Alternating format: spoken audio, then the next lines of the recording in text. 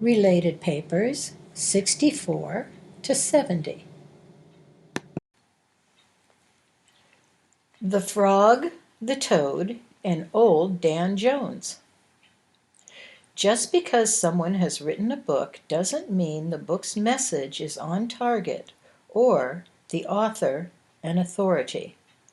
Because one talks about the child doesn't mean he has found the child. How does one tell the mystic from the mystic?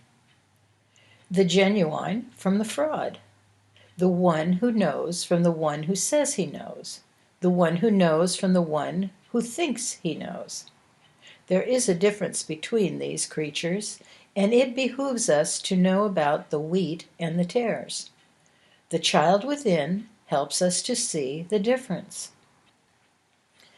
In Wetumpka, Alabama, or Toowoomba, Mississippi, I forget which, lived a man named Dan Jones who claimed to know the difference between a frog and a toad. Toads hop, frogs leap, he said, and he wrote that in a book. Well, now, generally speaking, that's true, provided one knows the difference between a hop and a leap. When does a hop turn into a leap? What's the difference between a large hop and a small leap? I suspect the difference is about the same as that between a mystic and a mystic, a philosopher and a bullshooter, a person who talks truth and one who lives it. Dan was also considered to be an authority on mushrooms and toadstools, and he wrote about them in a book, too. He told me all about frogs, toads, toadstools, and mushrooms in my early days on the river, and I believed everything he said.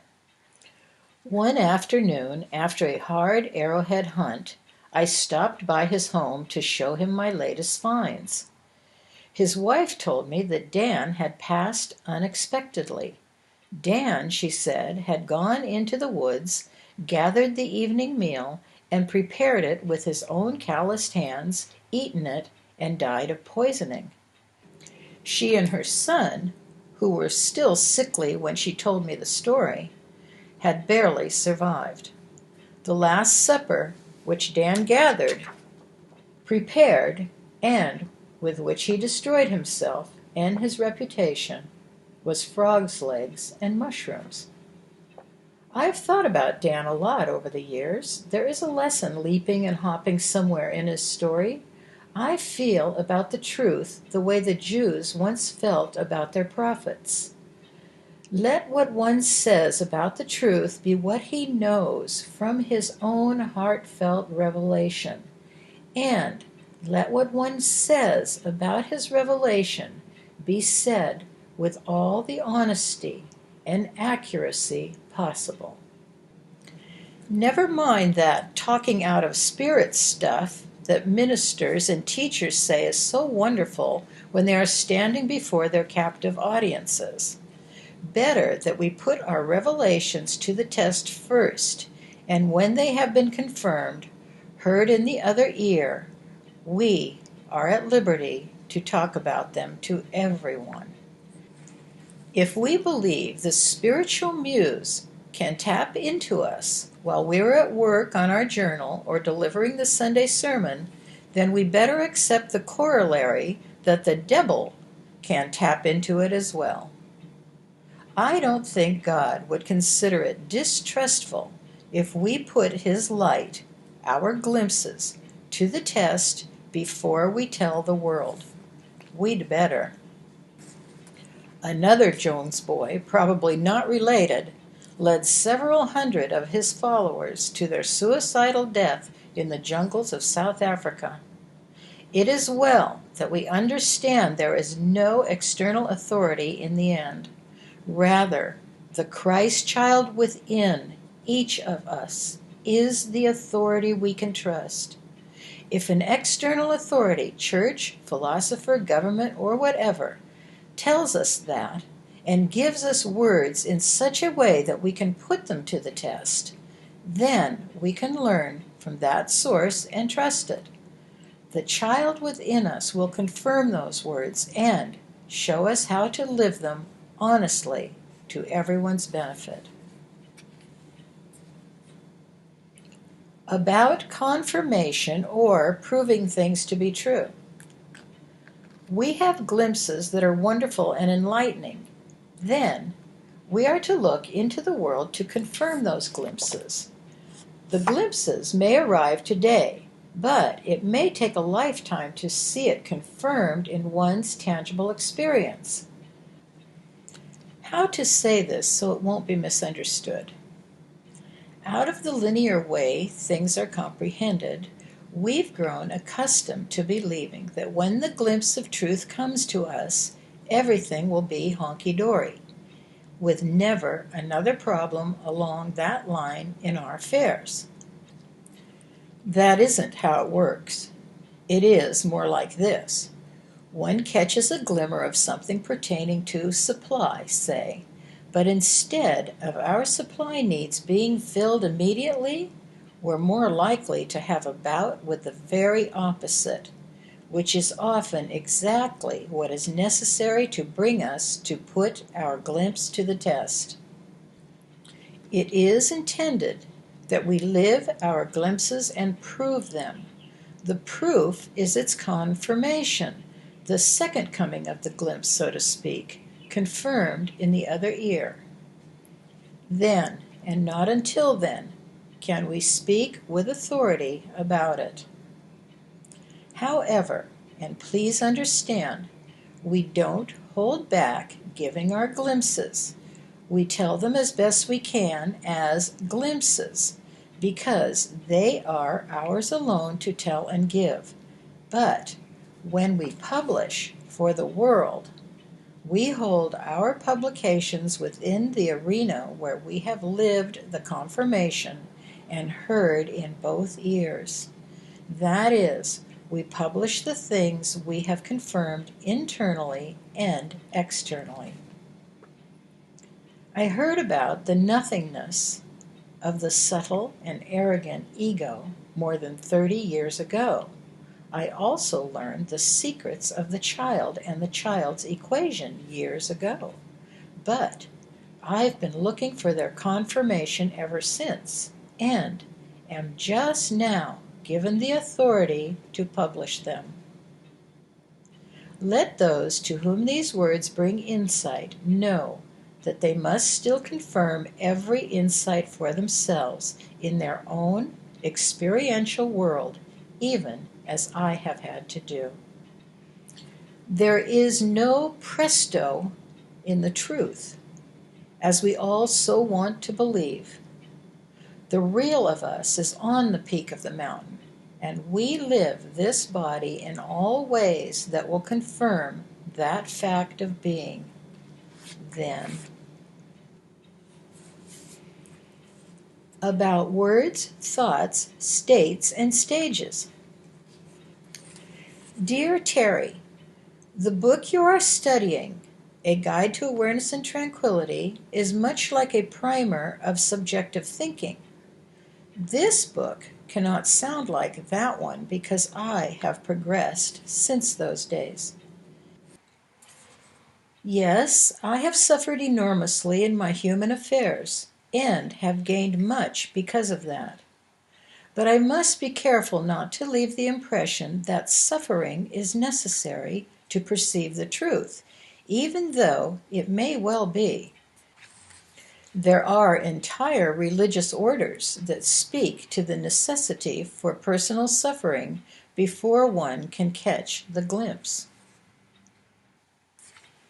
I must not leave an impression in the other direction either, that the truth is gained without suffering. I simply do not know if that is true or not. I have never met a person who has not suffered significantly in one area or another somewhere along the pathway to awakeness. But that does not mean it is an inevitable rule. Another factor, Terry. Those who have come here to study were given all the graphics, formulas, how-tos, and what-I-dids that seemed appropriate when they were here. You already know this, But the light I have awakened to declares forthrightly that the how-tos and the what I did are not half as important as they seem to be to the intellectual nature of ourself. Listen carefully. There is another state of mind entirely which does the good work of bringing people to wakefulness. I address that state of mind.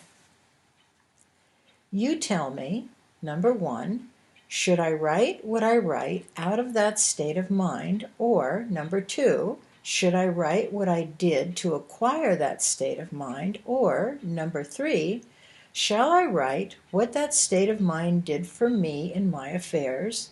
Or, number four, should I write what that state allows one to see presently? Where's the book that can do all those things simultaneously, Terry? Yet, this new book does most of that if you search for it with more than a single reading. Here's another thought for you.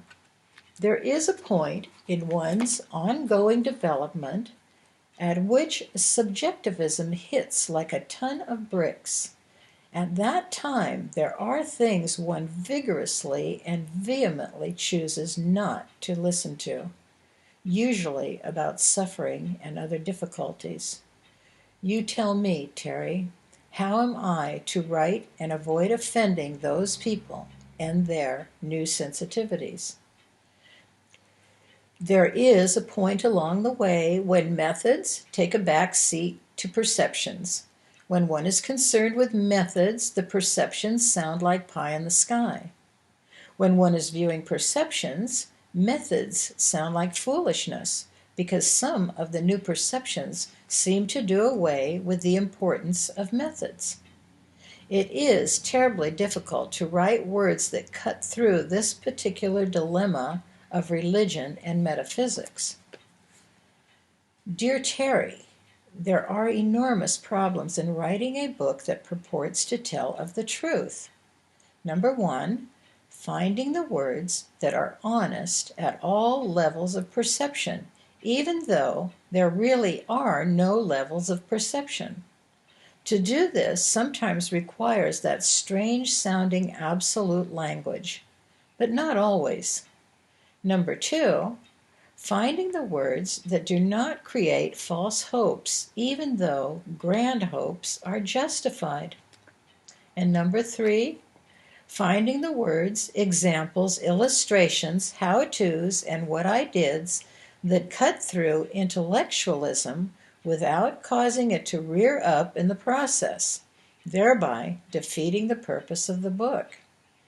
Number four, how to do all this and, as if that weren't enough, keep the book philosophically, theologically, metaphysically, and scientifically consistent throughout. And, as if all that were not enough, there is this consideration. How am I to establish meaningful and concrete modes of thought to replace those I would cast down, alter, or destroy? It is easy to attack the things we know can't be right, but not as easy to see what should be there instead. It is one thing to talk about the real self and another to find it. Ah, so, Terry, it is an enormous responsibility, this book we write, like walking a tightrope between buildings. A single misstatement would plunge us straight to the pavement below. I have been led down too many primrose paths to want to do that to others. How-tos can become too specific, causing people to try to do things exactly the same way, which can often be self-defeating. Once I was determined to levitate because St. Catherine levitated when she prayed. You are correct in saying that the enlightened ain't necessarily so enlightened they don't belch like everyone else. I belch with the best of them. Love from Alabama. Journal tending. Thoughts about journal tending. Number 1, journal tending began for me as a respite from the world and at the same time a way to examine my thinking. It eventually becomes a means of talking to God about everything and getting the answers we need. Number 2, we keep our journal private.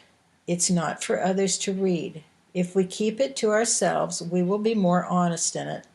That isn't to say we don't share the thoughts that come forth there, because we do.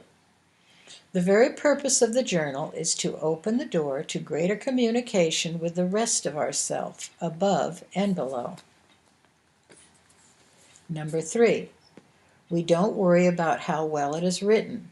Journal tending is a means to self-discovery, not an attempt to win the Nobel Prize for Literature.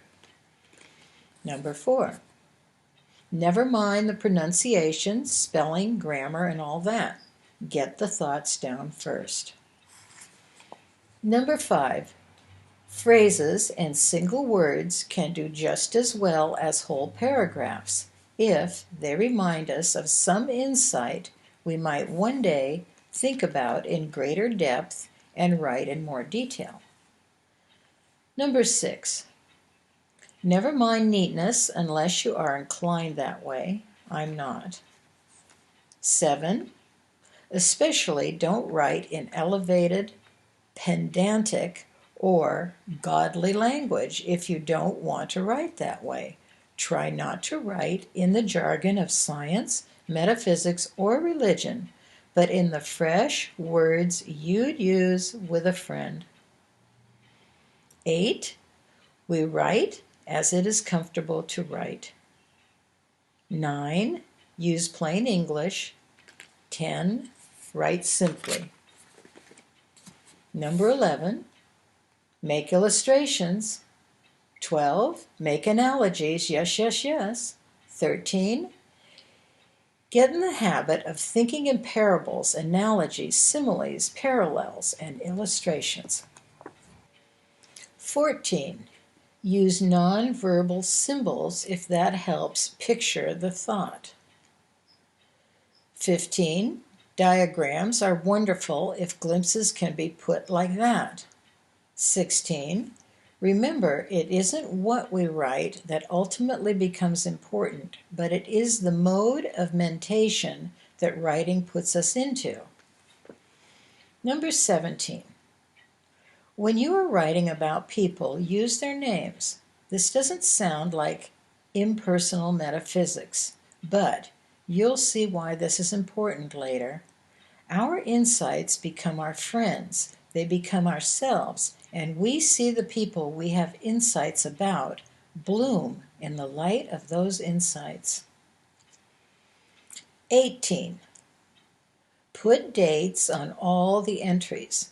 The reason for this becomes evident later and is very helpful in the years ahead when you are looking back on the birth of an idea. Sometimes, when I go back to an old page of the journal, I write in my current insight about the idea there, noting the date of the new edition. The dates allow us to see our growth right there on the printed page and be astounded. Number 19, never mind trying to write absolutely.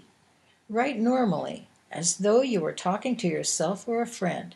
This is, in fact, what you are doing, talking with the self. We don't have to use the language of any group. We don't write like Samuel or Eddie or Bohm or Goldsmith, but as ourself. 20, write on scraps of paper, backs of envelopes, paper bags, or whatever is available when the journal is not handy. Those scraps will amaze you one day. They can be written or pasted into the journal later. 21, you don't have to be meticulously regular in writing in the journal. We write when it seems good to do it, but it is a marvelous way to begin a day.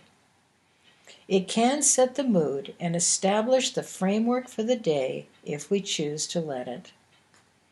And 22, it is a good way to end the day, too, like a good night prayer, if we make it that. 23. Journal tending begins one way and grows into quite something else. Many things else. Books can be written about that alone. History shows us that writers have been the ones who shaped the directions of entire civilizations. Many, if not most, of the founding fathers of this country were journal tenders, and look at what their words have spawned. 24. Those of us who are disposed to begin with ineffability, God, as we write. And if we are faced with problems, we bring that pure principle, God, into those problems. 25. Dialogue writing. Most wonderful part of it all, conversations between God and oneself, or between oneself and the original child within, and eventually between the child and Godhead. The Han discourses are just such writing as I talk to the self within and without. 26. Whether we write a little or a lot makes no difference. It is good to write as much as comes to be written if you have the time. But we understand there are days to write and days to read, days to watch the river flow and the flowers bloom, days to work our tail off and days to rest, days to talk and days to listen. You will find the writing mode of mind becomes constant, whether you are actually holding a pen in your hand or not. 27. We mark certain pages, for instance, on those days when much is coming but we haven't time to write it all. The marked pages are for going back to, under certain circumstances, and finishing later. 28. We mark the flow days.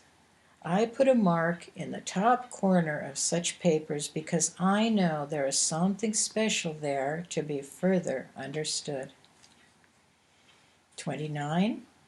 We mark the days when light occurs. Oh yes, I put a special mark on the top of such papers because whatever was being written is a part of the bridge.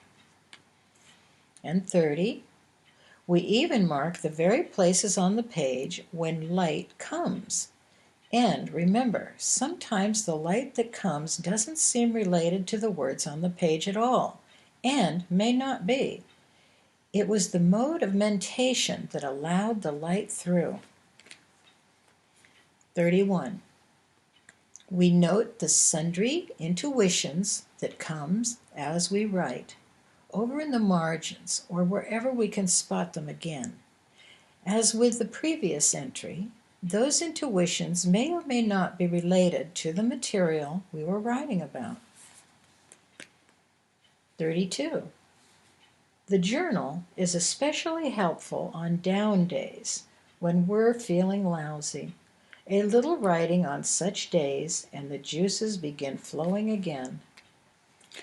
Those are sometimes good days to write to a friend because the very thought of that one can be uplifting.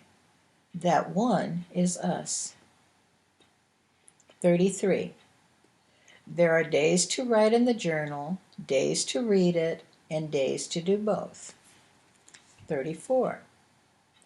As I said earlier, but repeat, we keep our journal from the eyes of others who don't know what we're doing.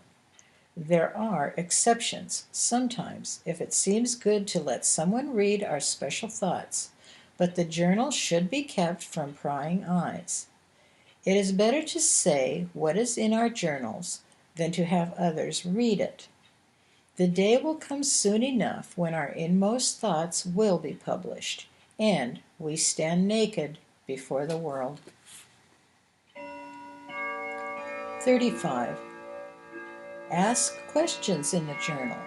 Try to answer them from the God perspective. This is not to play at being God, but is to let that mind be in us, which was also in Christ. 36. Write as much as possible, especially at first, from the old questioning position. Then dare to answer as the wisdom of God. Why? Because awareness is the wisdom of God. Number 37. Very important. We make 2 glimpse and glimmer sections. One for the ones we can remember from our past experiences. This requires patient recollections, but is a joy to do.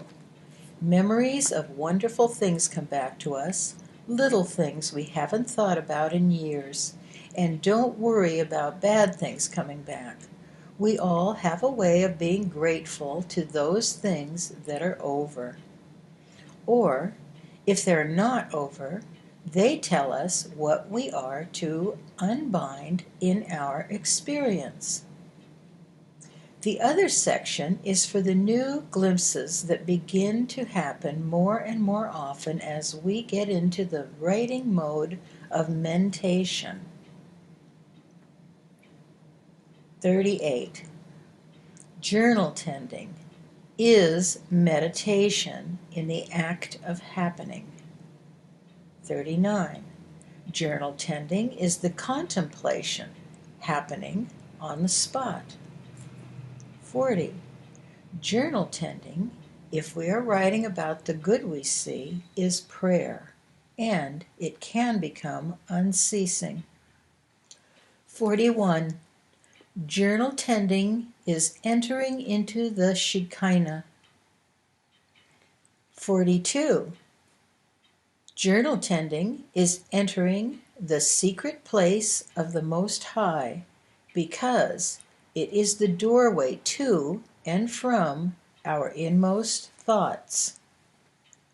43. Journal tending allows one, to be in the world but not of it. Who can carry worry about what to do tomorrow when he is writing about the beauty in front of his nose at the moment? 44. Learning to type might be helpful, but the entries must be spontaneous and loose. If you make the switch from a pen to a typewriter, it doesn't take too long until the typewriter no longer stands between you and your thoughts. 45. I can see that a personal computer with a word processing capability would be a marvelous adjunct, especially one with a printer to keep a written record of your thoughts and ideas. It is important to be able to see the whole journal, so to speak, and be able to just open it on those certain days. The computer is especially good for those who are to become published writers. When an electronic typewriter came into my experience, it was a wonderful day, and I bless the people who helped me buy the Rabbi. The Rabbi is my word processor. Rabbi Moses Goldberg is his name. Processing words is his game. The printer is Mrs. Goldberg. The electronic typewriter that preceded the personal computer is Nellie Magnolia Callahan from Mississippi. Number 46. In the journal, have an ideas out of the blue section. These are ideas for things to do immediately in the world. Number 47. Perhaps have an intuit section. I remember the way continental drift, the effects of weather, cosmology, etc., came to me while I was in the process of writing in my journal. All of these intuitions later proved to be right. Number 48. Have a people to help section. Put 4 stars on this one. Number 49. Have a people to write section 2. 4 stars on this. 50. Journal tending is an interface with the child within and God. It is a holy time because we are right down to the nitty-gritty of living. 51. The journal is the place where the outside begins to become like the inside. Much more about this explained elsewhere in the book. 52. The work in the journal is always supply work for oneself and the world. It is right in the middle of the flow, giving and receiving, receive and give, to God, to mankind, to self. 53. Journal tending is subjectivity in action. 54. Journal tending is balanced activity between inside and outside. 55. Write about things beautiful or tender or childlike in preference to those things scientific, religious, or metaphysical. Why? Because they are easier and much more fun to write and do a better job opening us up and getting us into the receptive mode. Number 56. Notice the difference between receptive mode as opposed to the worried mode, fearful mode, struggling mode, etc. The journal helps in all these situations. 57. Journal tending is the place where intangibility becomes tangible. This is explained in detail elsewhere. Number 58. Journal writing teaches us to go to God within and allows the child to express itself outside. And 59. I have found it most helpful to write like this. I write whatever thoughts seem appropriate and honest. Then I read the sentence and listen to it as though I were a listener listening. This is a wonderful way to write, of course, because it immediately permits anyone who can talk to another person to write as beautifully and tenderly as he would carry on a conversation with someone he loves. Remember, the best way to begin a journal is to start a list of glimpses and glimmers. This fits perfectly into the equation, the whole picture of giving and receiving. Dear reader, how many more journal thoughts can you add to this list?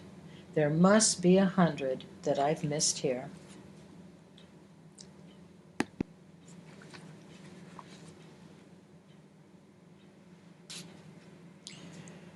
'68. Identity and the genuine community.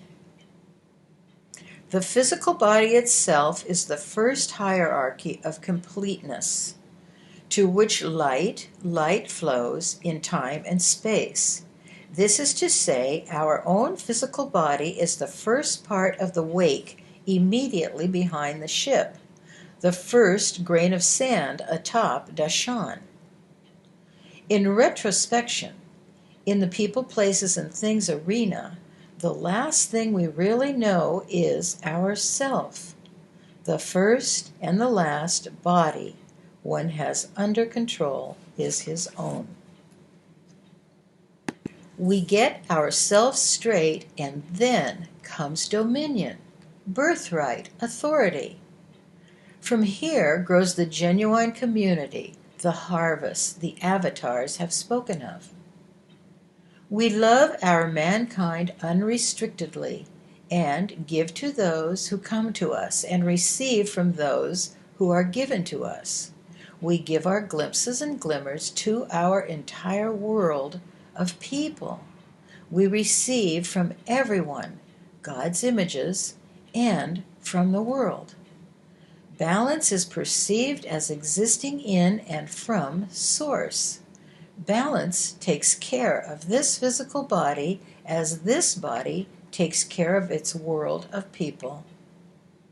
While I have been very slow learning these things and have unwittingly lived virtually every imbalance to find balance again, I know God tends this body and time until this message becomes clearly written in the world. I am at it, Father. Journal entries. When one becomes nothing of himself, he finds himself and knows himself even as he is known by God. One doesn't need to try working miracles with the truth. Rather, let him try to understand himself, and in the process, miracles will happen. Miracles not bound to the framework of the wanter and needer, the wisher and seeker. It is pointless to do aught but get to know the selfhood made in the image of God. Then, as we know, as nearly as can be known, what God is via that life's self-examination, God will disclose what is necessary as we work to expound the glimpses and glimmers. The community grows then. The companion comes then. The help comes then. 69. Silly solipsism, shouts the preacher. Everything comes to me by way of my own perception, said Hahn. For instance, my own eyes have seen all I have seen. My own ears have heard everything I have heard. Only my fingers have touched whatever my fingers have touched. Every thought I have ever had has been considered or not considered right here within this head as I experience my own sensations.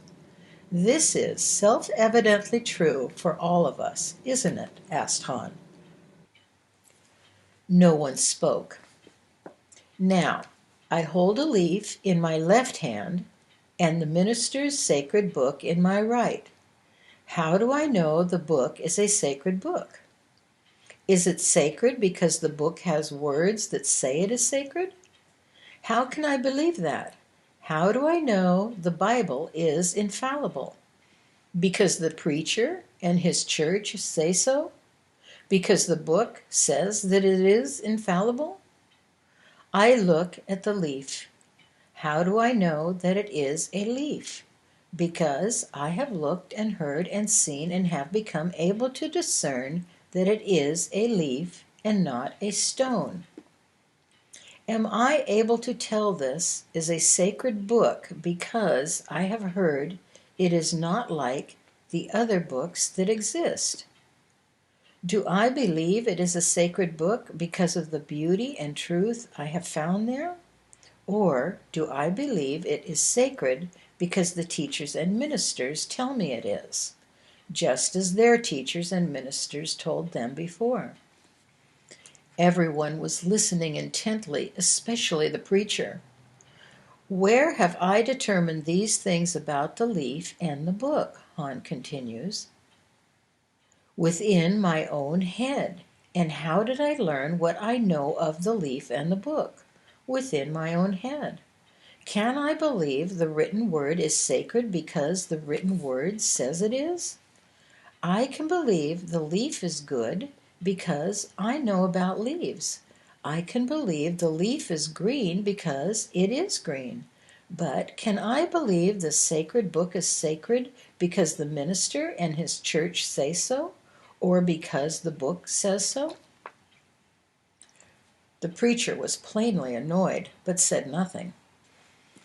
If mankind has designed the alphabet to express the principle of words, and if mankind has created the words to speak of ideas and things, can I believe that the words which have been put together and called sacred are sacred because mankind says they are, or because the words say they are?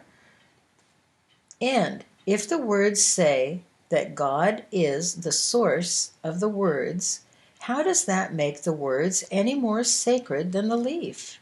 Is not God the source of everything? The preacher clenched his fists. Hans said, but even if the words are sacred, there is something more sacred than they are.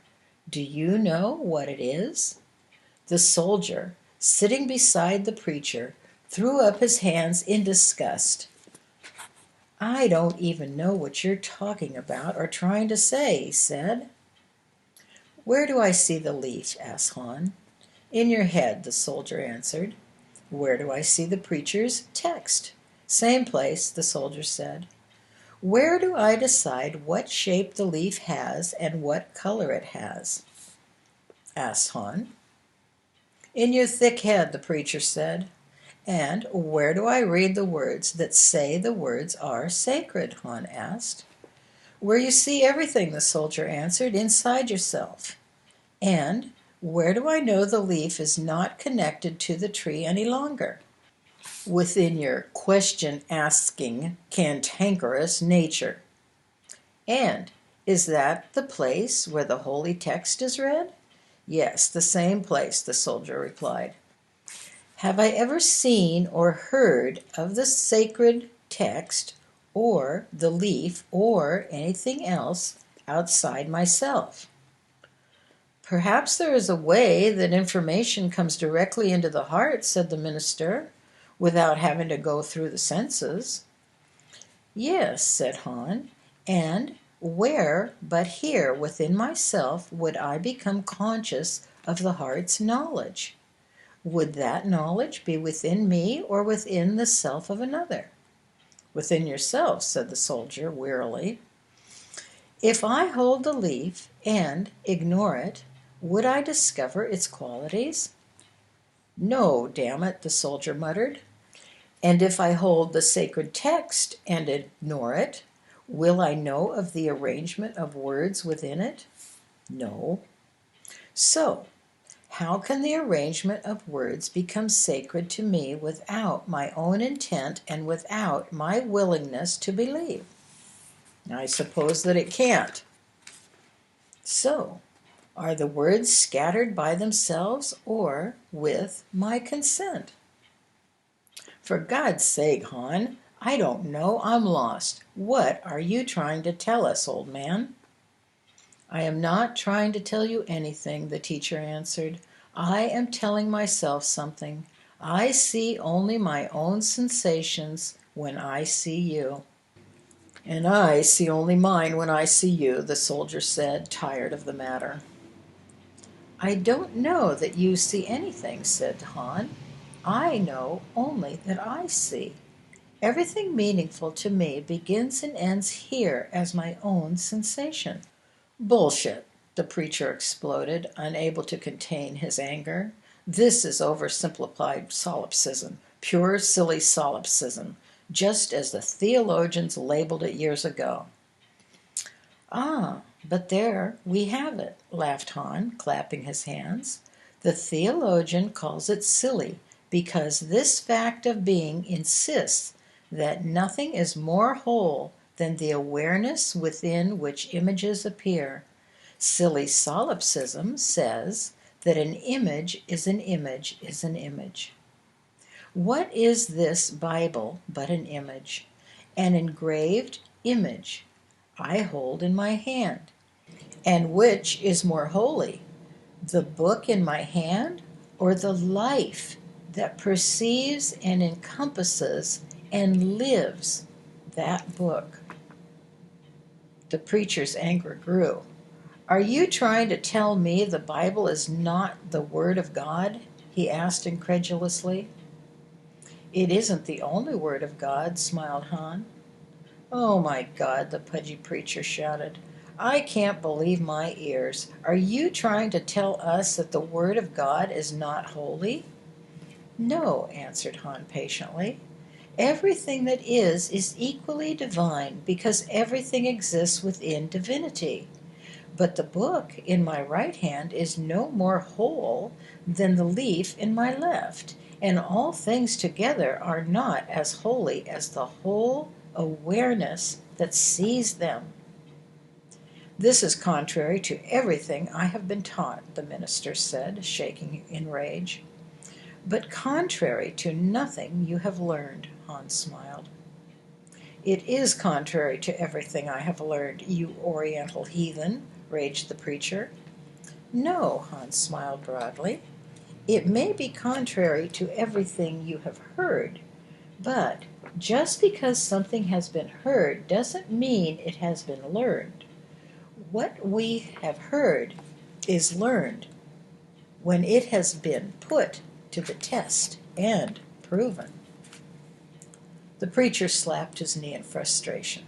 That is how I know the Bible is holy, you fool. I have proven it and proven it and proven it. He shook his head when he spoke.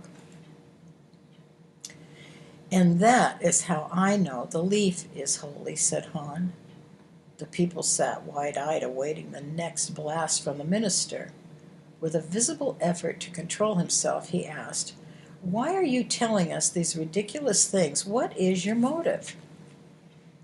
I remind you that I am telling myself these things, the old teacher said, but I say them aloud so my listening selfhood may see that our link to God is direct and doesn't have to be funneled through the words of a book one holds in his hands. My God, man, the preacher began, do you realize what would happen if men stopped believing in the Holy Bible? I am not suggesting that men stop believing in the Bible or any other book, my friend, only that they come to see that their interface with God is direct and not irrevocably tied to the words of any book, nor to a church or anything else.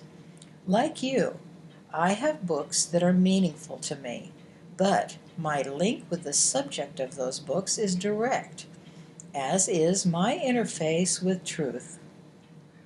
The Bible may point to those stars, but I see them within my own eyes.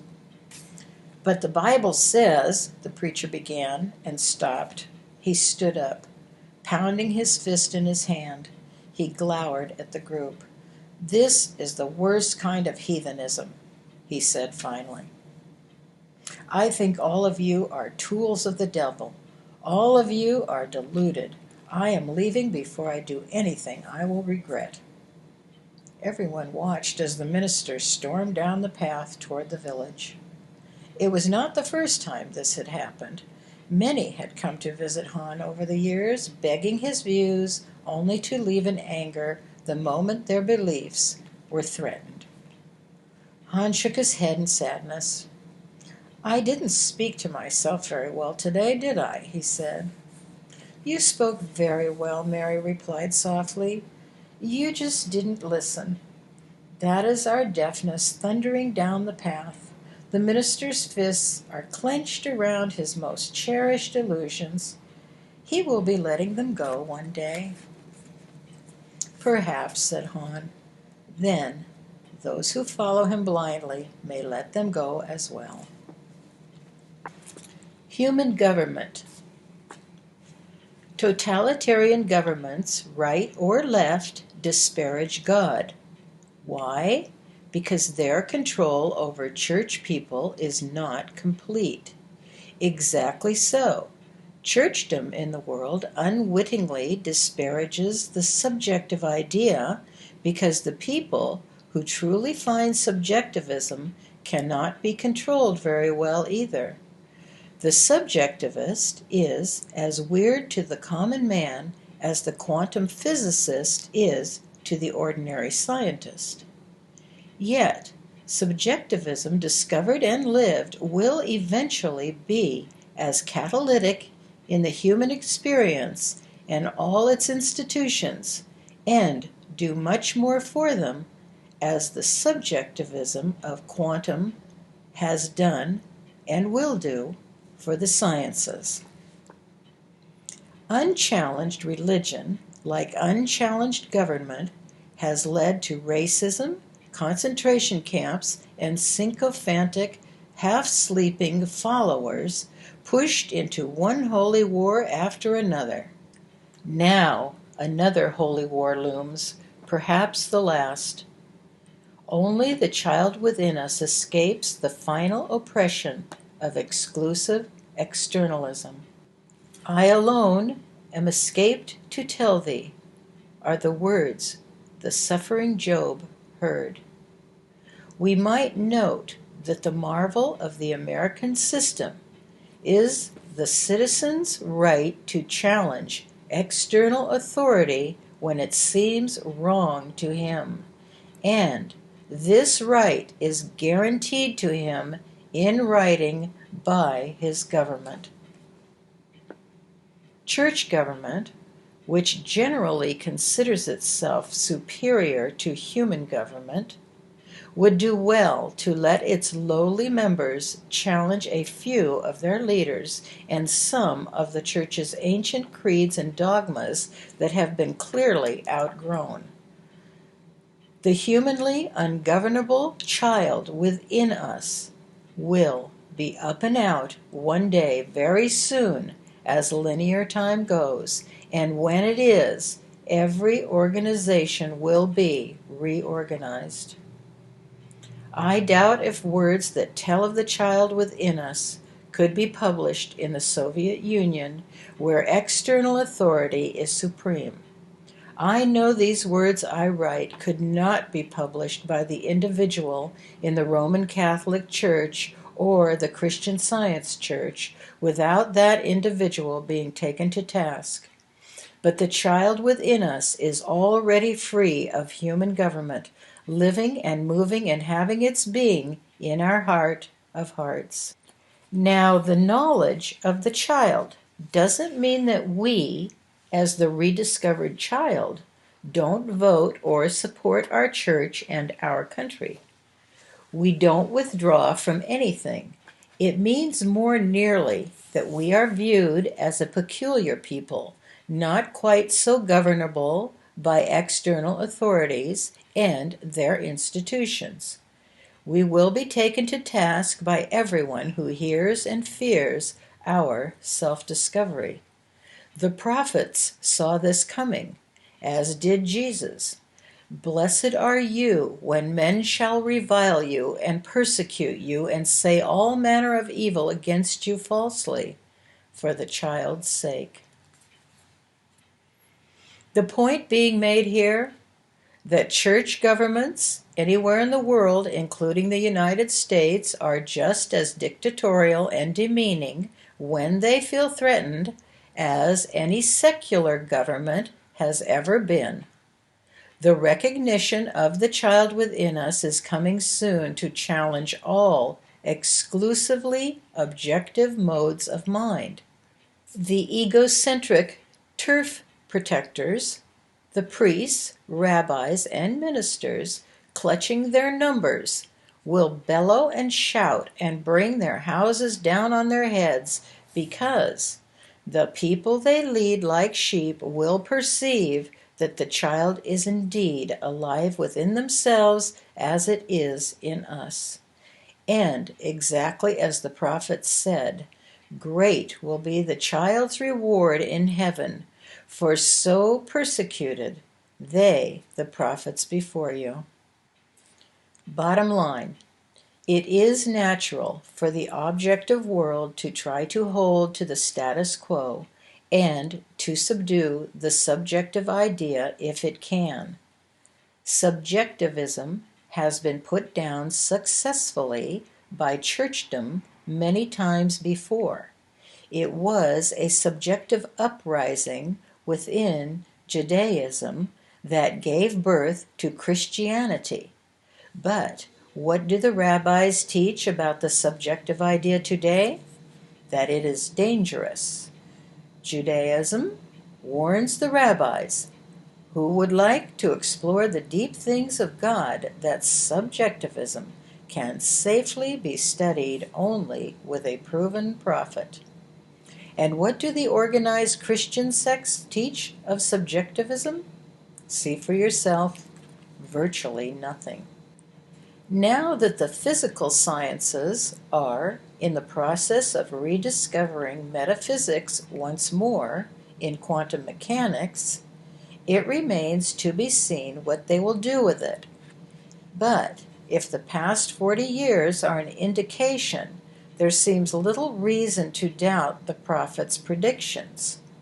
Perhaps it is poetic justice that it may very well be the concretized egotism of mankind, led by its organizational leaders, ministers, rabbis, mullahs, and priests, who know nothing of subjectivism whatever, who, with their frightened, uneducated flocks, will appear to do the devil's final work of tearing down the houses whose foundations lie on objective sand. Quantum information is arriving now. The world is being flooded with information that is certain to induce new modes of thought if mankind is to survive the upheaval. The old things will certainly pass away. There will be a new heaven and earth to be seen with the eyes, because it is here already unseen. The child within us survives. Those of us who have found that child will be non-judgmental onlookers, doing what we have been given to do to help our new world, and we will do it against great odds successfully.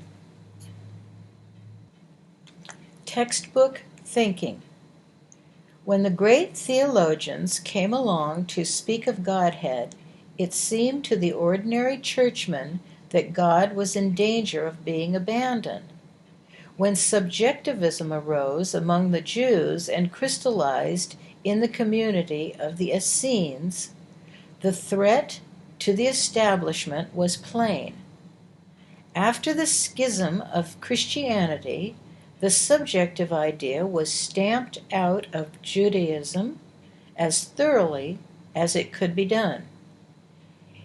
It is interesting that we find no mention of the Essenes in either the Old or New Testament today. As Christianity grew in worldliness, the threat of subjectivism became apparent there as well, and the expulsion of all Gnosticism from Christianity followed. Then came the subjective metaphysical groups who have, in turn, removed all meaningful subjectivism from their own subjective ideas, one of the mental miracles of modern times. But, as it has been shown, all of this is exactly how it was supposed to happen. Throughout history, the child within has been present, here a little, there a little. Today, the time approaches when quantum mankind, the tree of life, will be forced to turn within itself and rediscover the child once more. But lo, the very churches charged with leading the way are themselves aimed at a single historic point in time, blind to the child within every man. Related Papers 71 to 74. The Galileo illustration pertaining to textbook thinking. As the reader knows, Galileo built a telescope and discovered that the planets were part of a great solar system. Then he defied the teachings of the Church by stating that the Earth was not the center of the universe. The Church objected, and Galileo was accused of heresy. Doesn't entrenchment always object to ideas that threaten it. Fortunately, men of vision saw the wonder of Galileo's discovery, and the story now turns to semi-fiction. A small and dedicated group evolved to study Galileo's work. They virtually worshipped the astronomer and his wonderful new vista of the night sky. Now, for the sake of an illustration, suppose Galileo had written a statement called Science and the 10-Power Telescope with a Map to the Stars, or something like that. The new organization, dedicated to protecting and promulgating Galileo's view of things, used this book as its sacred text, a veritable holy book. Then, as Galileo's band of faithfuls wrote stories about their time with the astronomer, their body of books slowly became a new canon for the astronomers of the world. Galileo passed on. Some say he is still here in another guise. But his followers continued their veneration of the man and the truth he wrote about. As the years went by, their organization grew in influence, and the Galileans believe to this day that they have been shown the final view of the stars. But some time ago, pomp and ceremony began to take over their organization, which, though the Galileans couldn't perceive it or even admit to its presence, began to have a significance all its own, as important to them as the 10-power view of the stars. Wherever Galileans met, their ceremonies were identical. The textbook was reverently removed from its golden container. The prophet in charge stood on the right side of the podium and made certain that all words read from the new canon gave proper credit to its divine authority. The interpreter, who read from selected books of the time, stood to the left of the prophet. An order of ceremony, refined and dignified, befitting our high view of the stars, was established and enforced. Indeed, let the prophet or interpreter make a mistake in any part of the ceremony, and there was much clucking. Members could tell immediately if a Byzantine, Roman, Lutheran, or Anglican stranger was in their midst. In the early days, the followers of Galileo had been an adventurous people, but strangely, few went out to build their own telescopes and look at the stars for themselves. Instead, in a strange set of mind, peculiar to this day, the study of the textbook, day in and day out, became equivalent, in their view, to looking at the real stars in the night sky. Goodness, they memorized their testament. The story goes that in the umpteenth year of the group's existence, a young woman was inspired to build her own telescope, an act prohibited by the Manual of Organizational Procedures. Using the bottom of a broken bottle, a coat rack, and a broom handle, the young person contrived a telescope nearly 20 power and was able to see twice as much of the heavens as the old master. The lady made careful note of all she observed, and eventually wrote a book detailing her new discoveries in the night sky. Her book was entitled Beyond Galileo's View of Things. The daring astronomer expected acclaim from the members of the society. After all, Galileo himself had written that one day others would look into the great panoply of stars and see beyond his faint and feeble glimpses, as he put it. and certainly the lady astronomer had done that. But the recognition she expected never came. Instead, she was vilified, taken to task, and called disloyal for writing views of the sky not in accord with the honored 10-powered textbook. Of course, the words of my book are not in accord with Galileo's words, she objected, but my astronomy is in accord. How can a 10-powered view of things be in accord with a 20-power view, she asked. Or how can I use the old 10-power words to describe the 20-power scene? I have seen more of the heavens, just as Galileo said we would. Her protestations availed nothing. She was cast from the society as a disloyal, disobedient apostate, bent on destroying the organization dedicated to keeping the science of astronomy uncontaminated and unfettered by human hypothesis, exactly as Galileo had been cast from and destroyed by the entrenched church in his day. So it goes with organizations, virtually all of them. See how the methods have crystallized into formal ceremonies in the 1900 years of Christianity.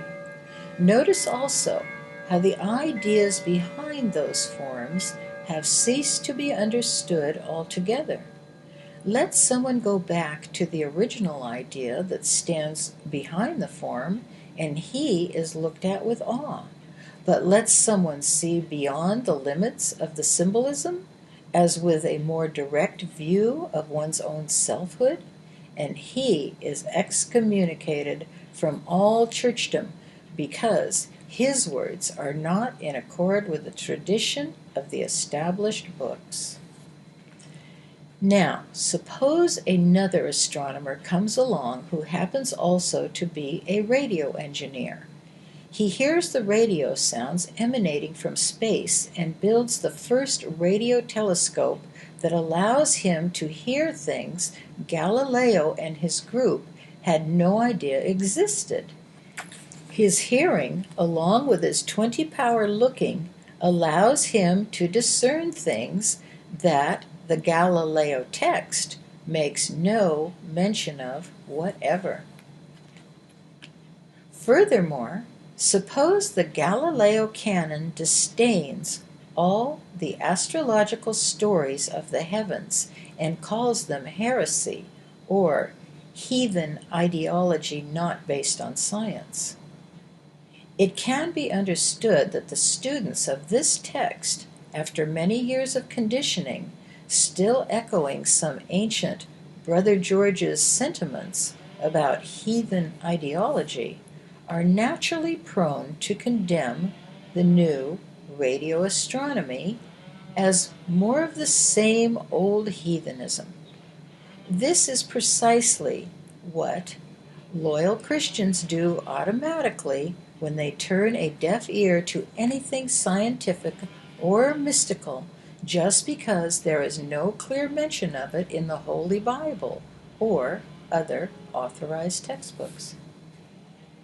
Just as the old astronomy had no concept of radio astronomy, for which no descriptions then existed to put in the holy books, so the subjective experience of illumination, to which every sage has alluded, had not dawned sufficiently for the rabbis to make clear and significant mention of it in the pre-Christian Talmud, nor for the apostles to explain it sufficiently in their letters which became the new canon. To this day, consequently, church groups traditionally turn their backs at the mention of things mystical. Now consider, if the radio astronomy of illumination goes without notice by those groups of earnest but textbook-bound people, can there be any expectation of illumination in their experience? The expectation of it seems one of the primary means of recognizing the experience. Say to yourselves, on which day will the angels and the prophets come? Jesus said. Consider further. Inasmuch as we now clearly perceive the subjective experience of illumination to be a fact of divinity, and inasmuch as that experience acknowledged seems requisite for the something beyond words, about which my life and the lives of many others are dedicated to telling, then how can textbook thinking permit the door of human consciousness to be pulled from its hinges, allowing the light of the infinite to enter the dark places of human intransience? Jesus came, bringing the subjective message to the Jews, and was cast out by the established order. Then the church, which grew from the words of Jesus, turned right around and divested itself of the subjective message as thoroughly as the Jews before them. A new subjectivism was born 1900 years later in Christianity, which, in turn, lost the subjective idea once again, and within 100 years, that new subjectivism, too, is virtually inactive in the world. So it is, the very religious science that opened so many doors early in the century now refused to open its own doors to the ongoing new light which it first recognized. Indeed, just as Jesus proclaimed, the first shall be last. Let those stalwart groups, once so earnest and honest with their beautiful first glimmers of the morning light, re-examine themselves. This is no plea that anyone's organization be abandoned or that books be burned. It is a plea that church members of all groups everywhere reconsider what loyalty means. Loyalty to a leader's original words is not loyalty to the divine principle those words herald. The writers of the Bible called for loyalty to God, and God, the dynamism of the universe, is an ongoing essence, constantly revealing itself as new marvels and new glories. Those who wonder what has happened to churchdom and why the churches are failing to meet the moral obligations they have been given might see that in all nature the fields that are plowed and fenced are fertile only for a brief time, without new enrichment. Not one word of the favored Bibles and textbooks of the world needs to be changed. They are the wonders they are. But churchdom must eventually allow its members input from the depth of their own intrinsic freedom of soul, and listen to the heart of themselves, which receives and tells of other enriching glimpses of light. The real communication is between God-mind and its self-awareness, direct, pure, pristine, and virgin. The glimpses of others, as told about in the holy books, are wonderful, but the glimpses that count most for each of us are the ones we have ourselves. They are between God and us and those whom we love. The narrowness of textbook thinking. The way of non-contention with the world was given to me. It doesn't struggle to reform things. Enlightened non-judgmentalism permits one to see the good in the world, perfect as it already is. But there is something inside that shouts for me to shout. The rebellious boy cadet, the soldier, would have me beat the drum. But at what? The heart knows. Yet it isn't likely that a drum roll thundered by Jeremiah himself would be heard by my deaf selfhood, that part of me that worships people and their books. So, to what shall I shout? To the narrowness of textbook thinking. Yes, yes, I will rail about the narrowness of textbook thinking. Mind you, this is not to have the textbooks rewritten, nor to have their organizations reformed. It is a plea that my others, not outside myself, stop limiting themselves to the boundaries of books, even the holy books, even to the groups or the group's interpretation of the Bible. Oh, books are wonderful, and the world is blessed to have them. I asked those who study with me to begin a journal at once, and many of those journals have become more books and papers that circumnavigate the world. Oh no, it isn't books I rail at, but our disposition to give them values they do not have of themselves. I would roll my drum only to call attention to certain tendencies of the unenlightened nature of us. Our revered scriptures and textbooks already do that, but to little avail.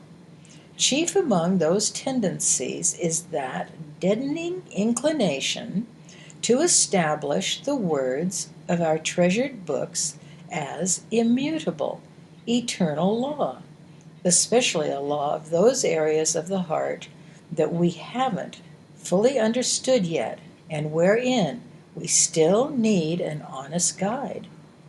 Mind you, there is nothing wrong with this tendency to put faith in books. We had better believe the automobile manual until we are familiar with the machine. But that manual isn't immutable law for all eternity. There comes a day when we drive another automobile. There comes a day when we fly in spaceships. To hold tenaciously to original words as though they were eternally sacrosanct is to be doomed. How so? That action forces us to return to the same ignorance from which those very words assisted our escape. This is what I'm inclined to shout about. Are the words of the Bible holy, or is it the Lord God and His principle which are more holy than the human words that tell of them? We know the answer to that without thinking. Then, why the great veneration of sacred text? Again, we know the answer. But now they are drunk, said Jesus. When they have shaken off their wine, then.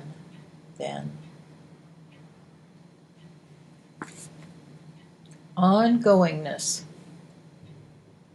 There is a definite and essential ongoingness within the bedrock stability of spiritual essence. Movement within non-movement. Wheels within wheels, so to speak. There is no way for the human community to view the dynamism of spirit, of the essence, of Godhead, as immobile and stagnant. But the nature of the old ego man is to hang on to comfortable beliefs and familiar traditions. Spirit reveals itself as eternal newness. The textbooks sometimes speak of that newness, but textbook thinking precludes the living of newness because there are no specifics of that newness written about in the textbook. Textbook thinking leads to stagnation, as one can plainly see from the many closed societies of churchdom, all in argumentative disagreement with others over their interpretations of the Bible or whatever. Religious metaphysics is a clear case in point. It entered the scene asking mankind to look to a new idea whose time had come. People did. That old new idea of subjectivism was off and running. Since those days, the world pace has quickened. In its 100 years, that new idea, a restatement of subjectivism in an objective world, has seen more confirming movement on Earth than in all the eons preceding. The transcendentalists' push at the door of understanding was surely responsible for much of that movement. Now that the ideas organizations themselves stand with blinders on and ears closed to the very ongoing spiritual revolution they helped spawn. Present era metaphysicians are afraid to examine the fruits of their own once fertile field, their own progeny. Why? No one wants to be cast as disloyal. They left the field. They have not given due credit to so-and-so, who gave no credit to her sources other than the Bible. But it all happened exactly the same way before, when Christian churchdom broke away from the objectivism of Judaism.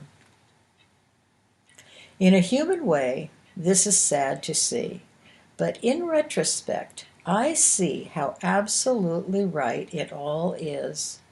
From the present calcification of religion worldwide is soon to come the final blossom for which the tree of life was intended. That flower will be the rediscovery of the child within. A new community is being readied. Illustration of the incubator. What do we know about light? Virtually nothing. About God? Still less. Let me make a parallel illustration that suggests why every man knows so little and may one day learn so much. Instead of people, imagine chickens.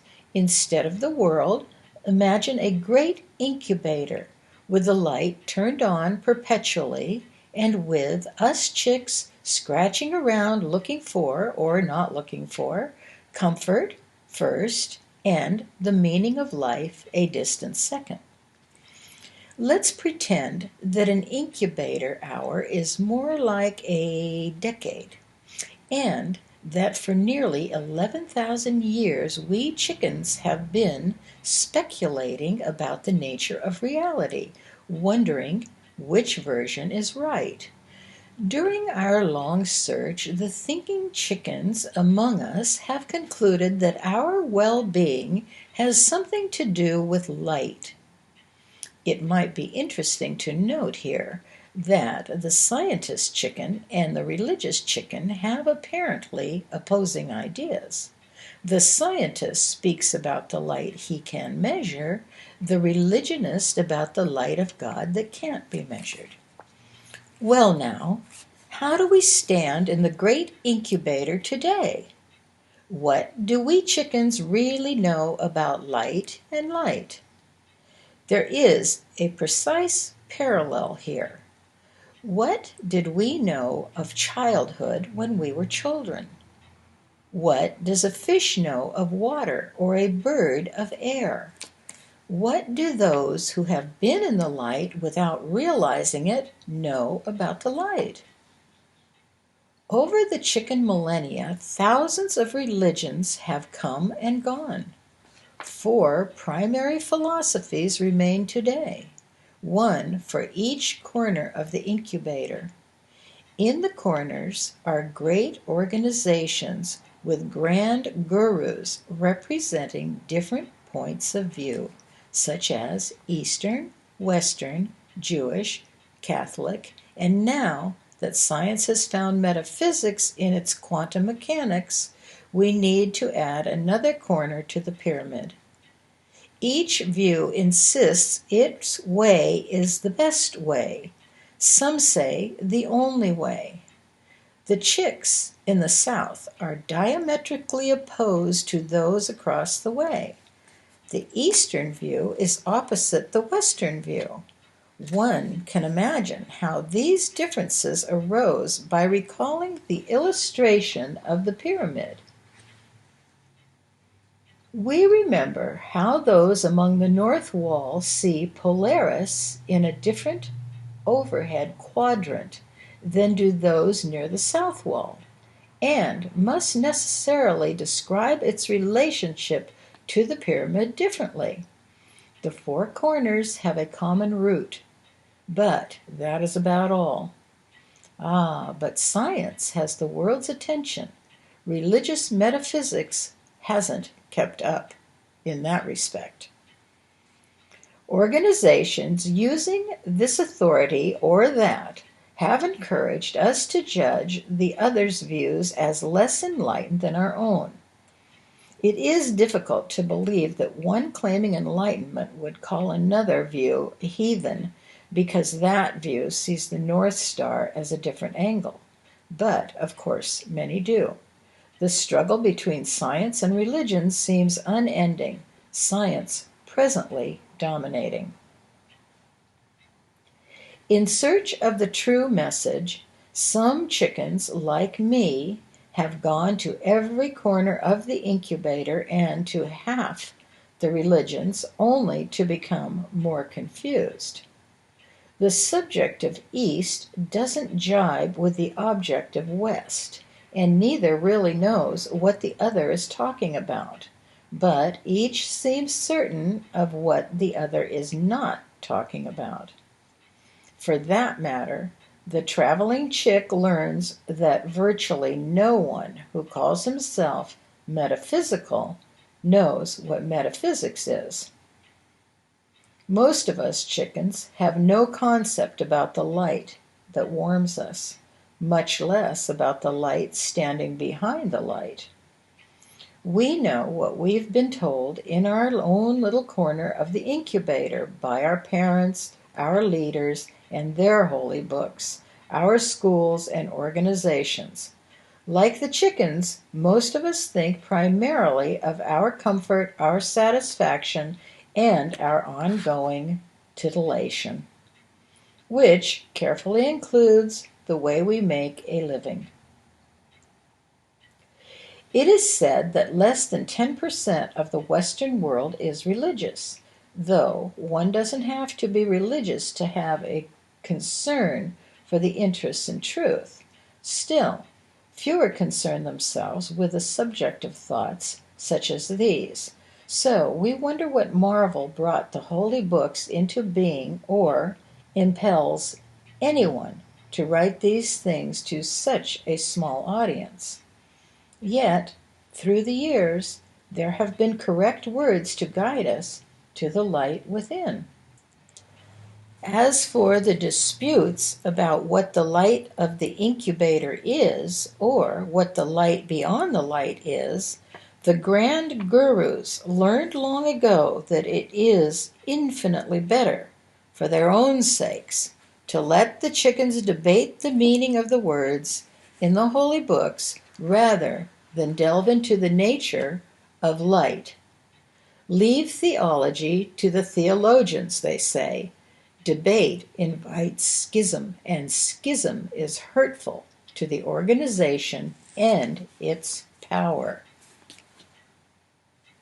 Reader, what do metaphysics, theology, and philosophy reveal about light?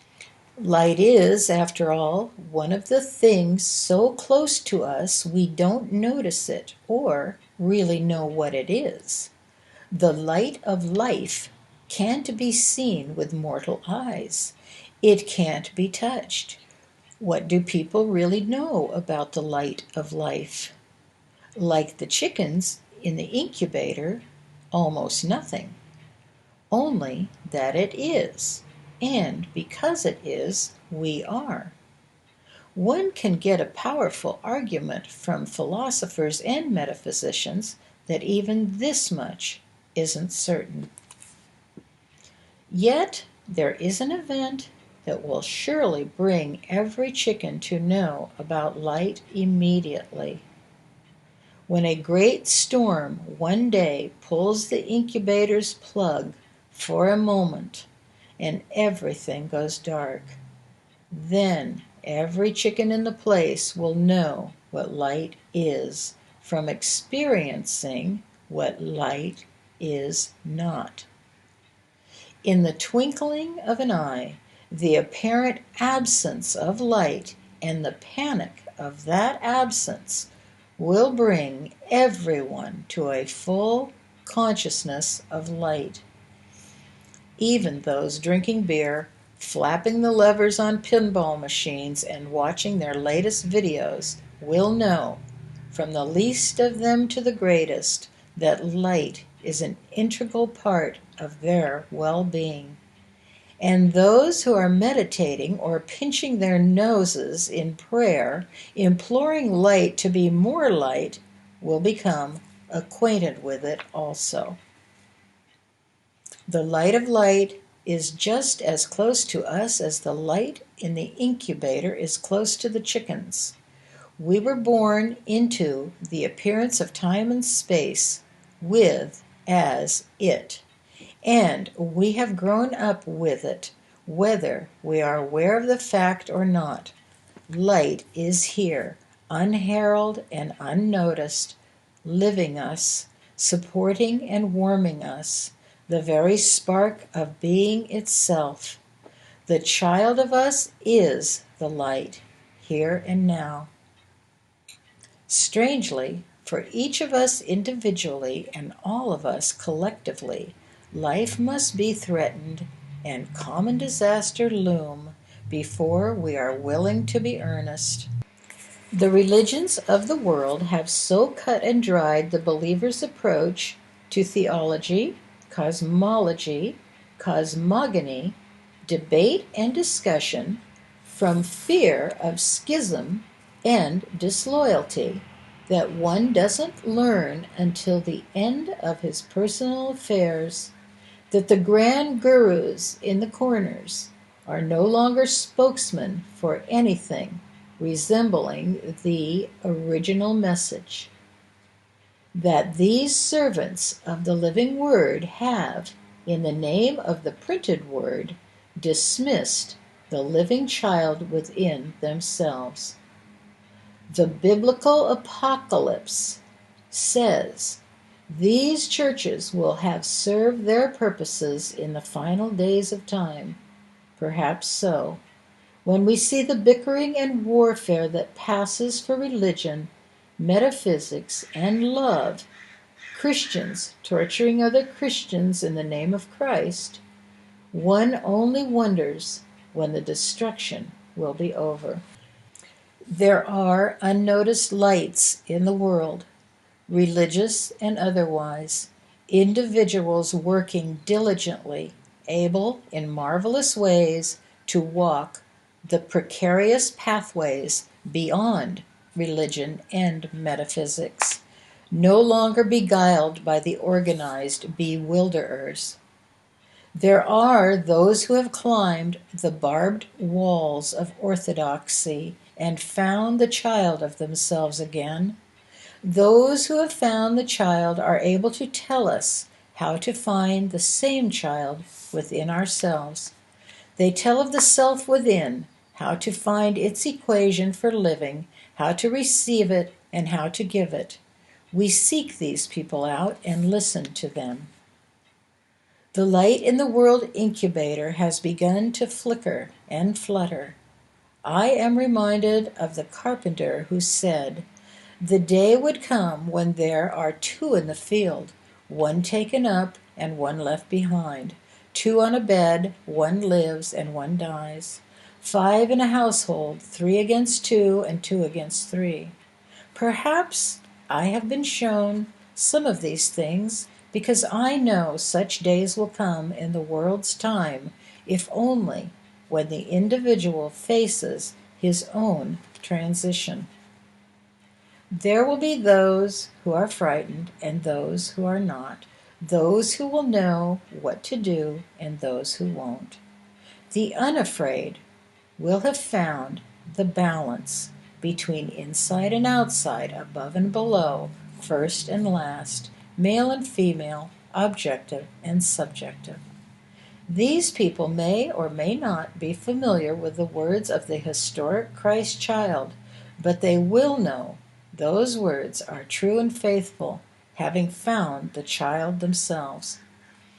The child takes us to the balance quickly. The child tells us of the equation wherein life prospers with security, grace, and decency. The child takes us to the non-spatial place of identity, where we exchange the things above and give them below, not theorize and talk about them endlessly, where we pass the reports from outside and give them inside. Those who stand on that high ground will be, are, the final harvest and final seed of the tree of life. What about the rest of us, William? A good question. Who are the rest of us? What happens to our friends in a dream when we awaken? They were never more than the dream itself, the powerless straw dogs about whom Lao Tse speaks. They are, until they find the subjective idea, the dead burying the dead that Jesus spoke of. It is up to us to get this one I am and its subjective world straight within ourselves. This one that reads these words gets his world straight. Then all mankind will be drawn unto me. It is said that whatever is bound on earth is bound in heaven. What is freed on earth is freed in heaven. Could it be we take our subjective world with us, forgiven or unforgiven, freed or still bound? You can't take it with you, has been the world's belief for so long. I often take my day's adventures into the dream at night. I often awaken to more clearly understand the things I've been dreaming about. Who is to say we can't leave the image of the image to return to the image? The essence of the Nag Hammadi library says exactly that. Subjectively understood, the holy books of the world say that. And now agnostic science is looking at infinite possibilities and infinite dimensions, finding universes within universes not unlike the New Jerusalem John foresaw. My unseen reader friend, we have things to get straight, to understand, and to do in the days ahead. Let's get on with it while we can. The shattered mirror. The end days and the tribulations always generate interest. Everyone has felt he must surely be living near that time. Could it be that the shattering of the mirror is what happens in the end days? In time and space, matter is an image, including the body image with which we identify.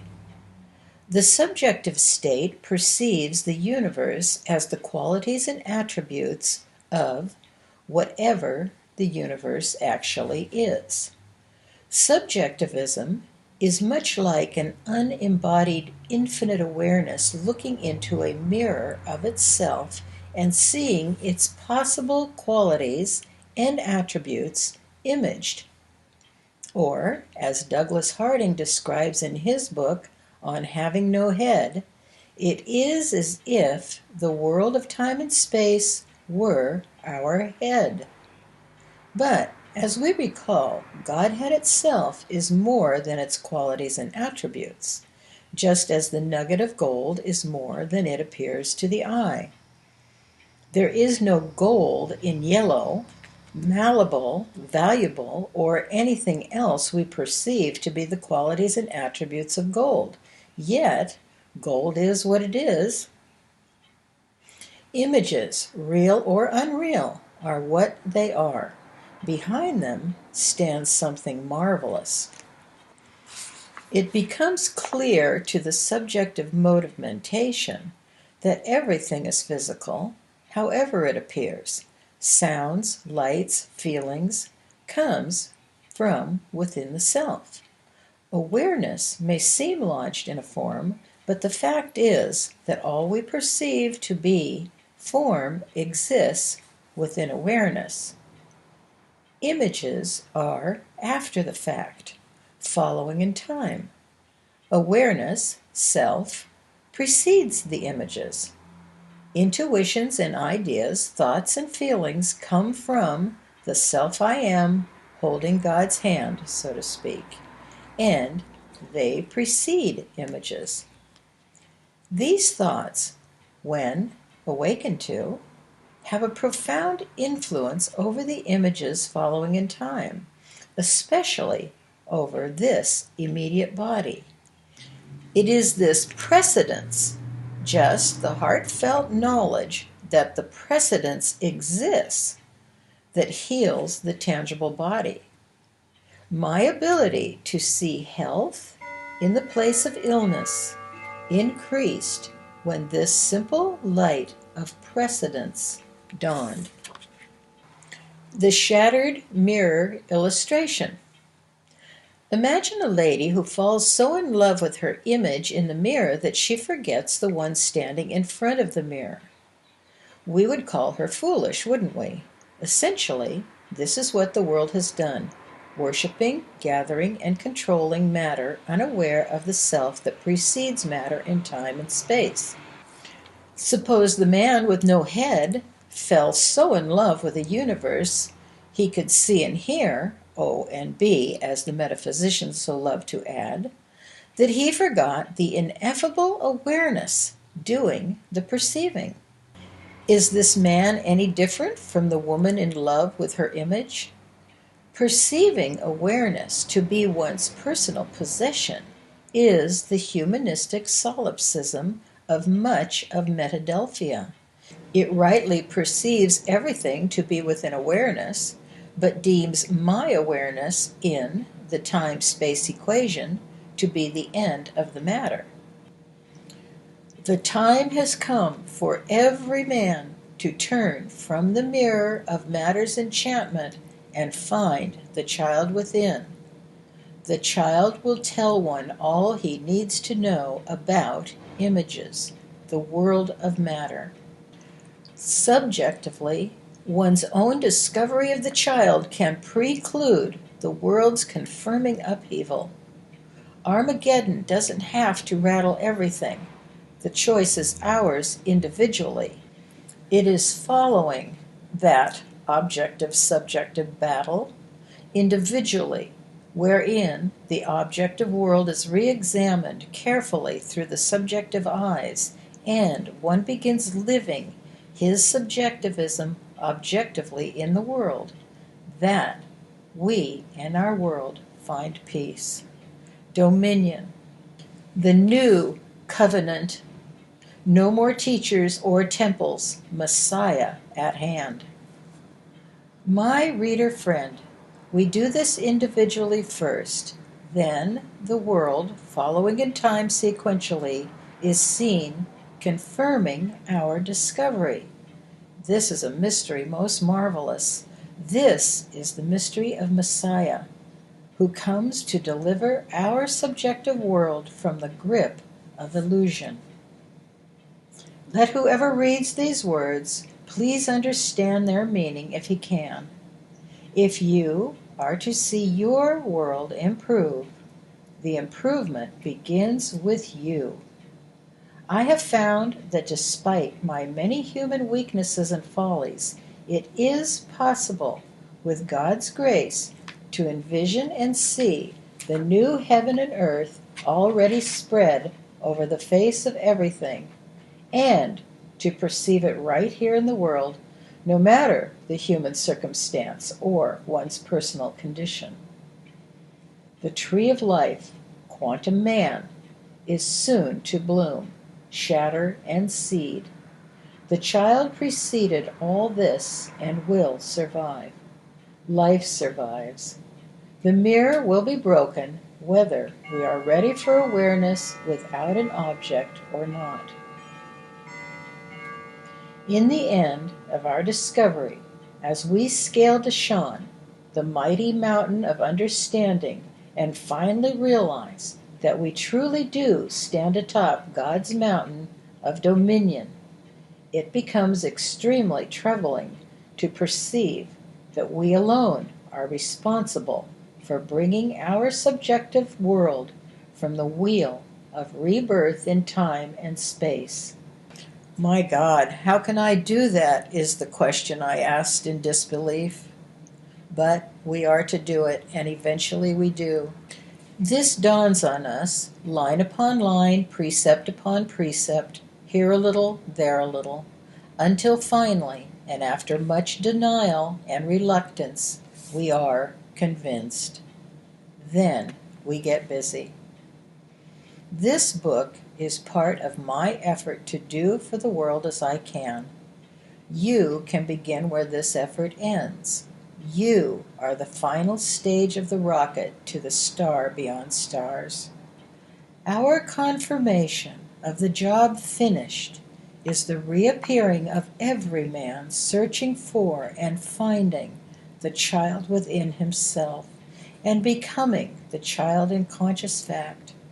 That one works to bring his world to what is called salvation and life more abundant.